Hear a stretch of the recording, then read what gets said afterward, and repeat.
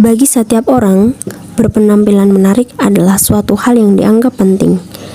Sebagian besar masyarakat menilai sesuatu hal yang dianggap menarik berdasarkan sesuatu yang tampak dari luar seperti gaya berpakaian atau yang berkaitan dengan fisik. Gambaran kecantikan wanita saat ini dimaknai sebagai wanita yang cenderung memiliki warna kulit putih, bertubuh langsing, dan berambut lurus. Laki-laki pun memiliki konsep menarik tersendiri. Laki-laki yang dianggap menarik dilihat dari maskulinitas yang dimiliki. Maskulinitas yang dimaksud adalah mengutamakan penampilan otot yang kekar, mandiri, gagah, tegap, dan berpostur tubuh tinggi. Adanya konsep menarik, cantik, dan tampan yang demikian tentunya akan membawa pengaruh bagi seseorang yang merasa dirinya tidak termaksud dalam kriteria tersebut. Tidak sedikit wanita maupun laki-laki mendapatkan perilaku yang berbeda atau diskriminasi terhadap penampilan luar maupun fisiknya. Hal itu seharusnya tidak terjadi. Jika perlakuan tersebut masih dilakukan, secara tidak langsung akan mengganggu kondisi mental seseorang yang berakibat kurangnya rasa percaya diri. Tuhan tidak pernah gagal dalam menciptakan sesuatu. Manusia adalah ciptaan yang paling sempurna di antara makhluk hidup yang lain. Semua orang memiliki kelebihan dan kekurangan masing-masing. Apabila kita menilai buruk seseorang dari penampilan luarnya, sama saja kita sudah menghina Tuhan sebagai Sang Pencipta. Hai Oli. Hai Okta. Kamu lagi ngapain di sini? Kok sendirian aja?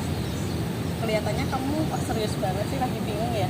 Iya nih, aku lagi butuh pekerjaan, lagi cari lowongan pekerjaan. Tapi di sini kebanyakan menyertakan harus berpenampilan menarik. Coba lihat. Ya juga ya. Emang ada apa dengan hal itu? Kamu tahu kan, aku nggak cantik, aku nggak tinggi, kulitku juga banyak jerawatnya, kulitku juga nggak putih. Aku nggak yakin bisa diterima di perusahaan itu. Kamu jangan seperti itu dong, Liv. Kamu masih bisa berkesempatan untuk daftar di situ kok, karena di dunia kerja saat ini penampilan itu bukan hal yang utama menurutku, tapi kemampuan dan keahlian yang dimiliki itu jauh lebih penting dibandingkan penampilan. Dan penampilan itu hanya sebatas penampilan, kamu harus tetap coba untuk mendaftar di situ sih. Menurutmu, aku harus merubah penampilanku nggak ya, biar aku bisa diterima kerja di situ? Kalau menurutku ya, kamu itu harus tetap jadi dirimu sendiri dengan kekuranganmu yang saat ini. Kamu harus tetap optimis, harus tetap percaya diri dan yakin dengan kemampuan yang kamu miliki. Tapi aku masih nggak yakin bisa diterima di perusahaan itu. Gimana ya caranya? Pasti yang diterima yang itu, yang cantik, yang putih gitu. Kamu jangan seperti itu lagi ya. Aku yakin kok kamu pasti punya kelebihan yang lain. Yang penampilan menarik itu belum tentu bisa diterima juga. Baik Oli, kalau begitu aku pamit duluan ya. Kamu harus tetap semangat. Mungkin kamu bisa. Iya, makasih ya Okta. Bye-bye Oli. Semangat.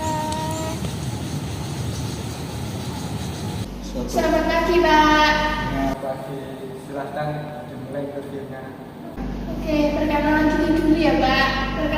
Perkenalkan di sini saya Olivia Dusiarni. Saya alamatnya di Jepres Surakarta.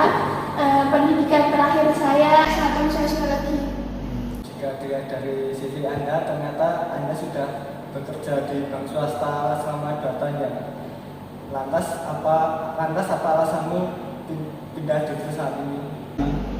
Saya tertarik dengan tantangan baru dan keterampilan baru untuk menggunakan keterampilan yang saya miliki di perusahaan sebelumnya, yang berbeda dari pekerjaan di bidang lain. Terus kira-kira apa yang bisa Anda kasih untuk perusahaan ini? Pengalaman bekerja saya sebelumnya mencakup inovasi di banyak bidang, termasuk strategi untuk kerjasama tim yang lebih baik lagi di perusahaan saya sebelumnya. Saya rasa sudah cukup untuk interview kali ini. Untuk informasi lebih lanjut silahkan ditunggu di email perusahaan ini. Oke, baik Pak, terima kasih. Ya, silahkan. Selamat pagi Pak. Selamat pagi, silahkan duduk, silahkan duduk. Oh iya, terima kasih Pak. Dengan Bapak. Cinta. Oh, saya Vanessa. Iya. Kemarin saya sudah kirim saya email ke perusahaan, tapi ini belum divisi bisa dicek. Ya, kemarin saya sudah baca-baca lagi ternyata kamu belum ada pengalaman kerja ya? Iya Pak, saya memang belum ada pengalaman kerja, tapi kan saya ini merasa orangnya cepat belajar, apalagi ada Bapak.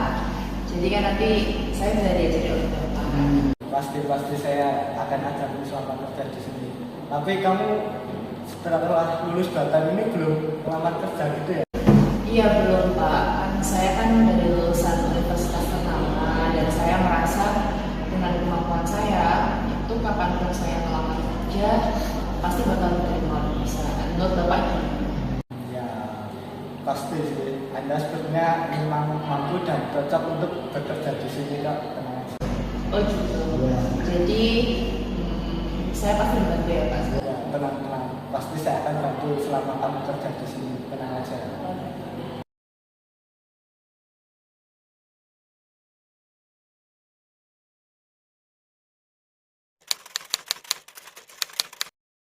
Kalau diskriminasi itu perlakuan tidak mengenakan ke salah satu pihak atau salah satu individu, dan individu tersebut merasa yang mendiskriminasinya itu merasa mereka lebih berhak atau lebih mempunyai power untuk menjatuhkan orang tersebut. Kalau buat saya pribadi, diskriminasi dalam ruang lingkup sosial itu terjadi ketika ada seseorang yang rasa dirinya itu jauh lebih tinggi daripada salah satu lingkungan lainnya. Karena mereka merasa mereka ini tinggi, mereka mendiskriminasi lingkungan yang rasa mereka itu lebih rendah. Jadi dapat kita simpulkan secara objektif maupun subjektif saya pribadi, diskriminasi itu adalah kondisi di mana ketika ada beberapa kelompok yang dilakukan secara tidak adil, baik secara objektif maupun subjektif. Untuk pernah. Pertama kan saya mempunyai seperti tai lalat di sini kan. Kadang ada orang yang memandang saya seperti gimana. Dan juga mungkin diskriminasi penampilan. Karena saya untuk masalah penampilan itu cuek. Jadi saya akan pakai pakaian yang menurut saya nyaman. Anda tahu Indonesia itu memiliki suku, agama, ras antar golongan yang berbeda. Nah, dari keanekaragaman suku, agama, ras, dan antar golongan yang berbeda itu, tentunya banyak sekali ketidaksetujuan ideologi yang ada di Indonesia ini. Indonesia walaupun menganut ideologi Pancasila, tetapi tidak semudah itu untuk mengaplikasikannya. Diskriminasi tetap ada. Tanggapan saya terhadap orang yang melakukan diskriminasi itu pasti buruk. Soalnya kan dia menjatuhkan orang demi kepuasan dianya sendiri. Nah, itu orang yang jadi korban itu bakal merasa minder. Bakal apakah kekurangan saya itu terlalu banyak sampai mereka tuh ngejek-ngejek saya gitu. Sebenarnya diskriminasi itu bisa dibilang bukan suatu hal yang mengenakan bagi diri kita sendiri maupun orang lain. Karena manusia itu tentu punya hak untuk memilih jalannya masing-masing. Menurut saya dan mungkin beberapa teman saya secara objektif maupun subjektif, diskriminasi itu tentu tidak harus dilakukan dan tentunya tidak boleh